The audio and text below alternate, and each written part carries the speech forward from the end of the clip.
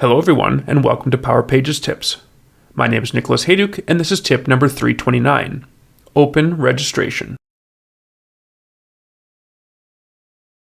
Open Registration is a feature of Power Pages that allows anyone to create a new account on your site without an existing contact record.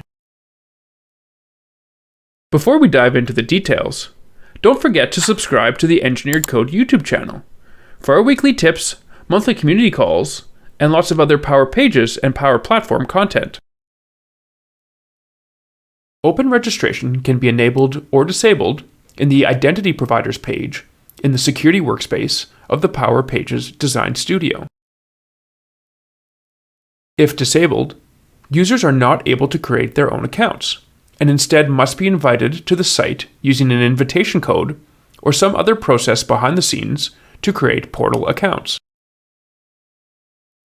Open registration applies to both local authentication and external identity providers. For local authentication, users can go to the Register page and fill out their email address, username, and password. This will create a new contact with that information. For external identity providers, all the user needs to do is log in using that provider, and a blank contact will be created. You can use claims mappings to pre-fill some contact information if it is available.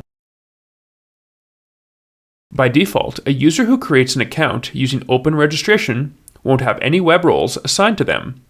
But remember that they will get any permissions associated to the authenticated user's web role. In my experience, most Power Pages sites don't have open registration enabled. Organizations typically don't want just anybody to have the ability to create contacts in Dataverse. I also find that for most organizations, contacts already exist in Dataverse before they get access to Power Pages, so the invitation code model makes more sense. Thanks for watching, and I hope you found Power Pages tip number 329 on open registration useful.